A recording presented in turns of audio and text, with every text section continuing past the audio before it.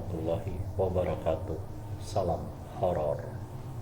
Di video kali ini berisi tentang kisah horor di ruang seni alat-alat gamelan. Namaku Ferdi. Aku sekolah di salah satu SMA negeri di kota Bandung. Menjadi siswa kelas 2 dengan banyak kegiatan sebenarnya membuatku sedikit kewalahan. Namun untungnya dapat aku kerjakan semuanya.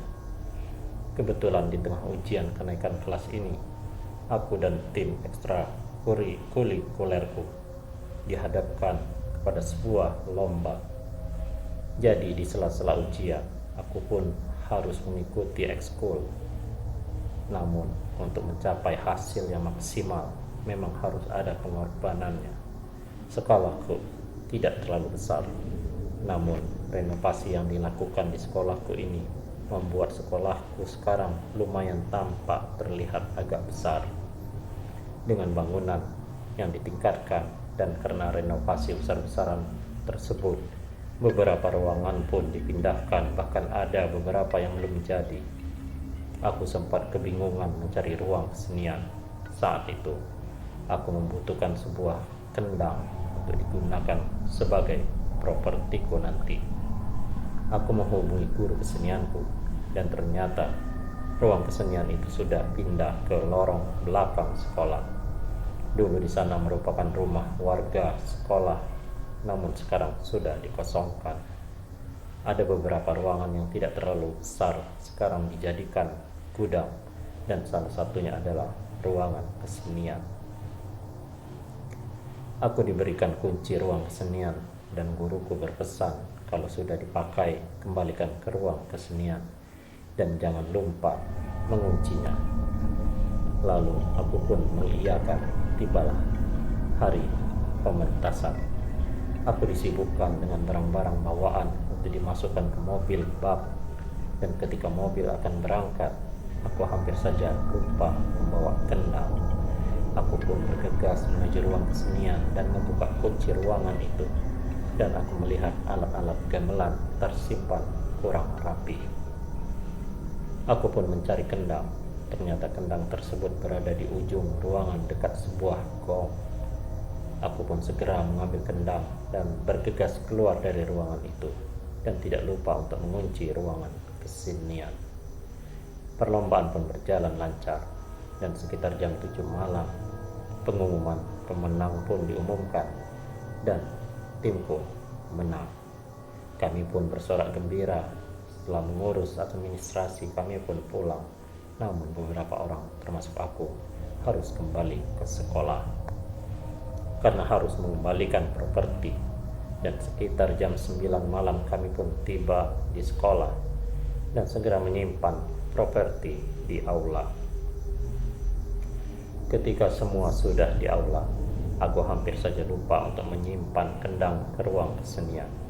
Karena ingin cepat pulang, aku menuju ruang kesenian untuk menyimpan kendang itu. Keadaan lorong itu sangat gelap. Bahkan aku lihat ruang kesenian itu lampunya tidak menyala. Aku membuka ruang kesenian dan memang terlihat agak gelap. Namun samar ada cahaya yang masuk dari luar ruangan. Tapi tetap hal itu membuatku belum bisa melihat jelas ke dalam ruangan. Aku pun melewati beberapa alat gamelan untuk menyimpan kendang pada tempatnya kembali. Tapi ada sesuatu yang janggal. Di ujung ruangan ini, tepat di sebelah gong, aku melihat ada yang berdiri di sana. Salah satu tangannya bersandar di atas gong. Wajahnya tidak terlalu jelas, dan yang aku lihat hanyalah sesosok bentuk manusia yang berdiri di sana. Refleks aku membanting kendang dan berlari keluar. Teman-temanku terlihat panik ketika aku berlari sambil berteriak. Aku melihat seseorang berdiri di dekat gong. Penasaran, aku bersama temanku kembali ke ruang kesenian. Namun di sana sudah tidak ada siapapun, dan setelah diperiksa tidak ada seorang pun di dalam ruangan. Aku pun langsung keluar dan mengunci pintu. Kami sempat membahasnya di depan sekolah. Temanku pun malah ada ada yang bercanda, sampai perasaan takut hilang dan tak lama kami semua pulang. Sesampainya di rumah, aku langsung bersih-bersih kamar mandi dan beranjak ke tempat tidur.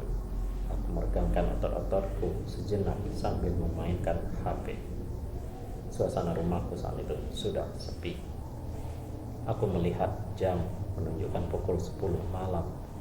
Rasa capek dan bercampur senang itu membuatku merasa nyaman untuk tidur. Namun tiba-tiba aku merasa ada sesuatu yang membuatku tidak nyaman lagi. Dan entah kenapa aku terfokus kepada gorden kamar yang tertutup itu. Aku bangkit sedikit sambil memperhatikan gordenku itu. Terlihat biasa saja. Namun tiba-tiba gordenku terkibas. Hanya beberapa detik saja, tapi jelas sekali ada yang menggerakkan gordenku. Bulu kuduk langsung merinding seketika. Sama-sama aku mendengar suara geram. Mataku masih tertuju pada gorden itu, dan tiba-tiba saja sesuatu keluar mengintip dari balik gorden. Menyembul sebuah kepala yang mengintip dari balik gorden kamarku itu, dan sosok itu akhirnya terlihat jelas. Ada sebuah kepala dan badan yang semuanya berwarna hitam.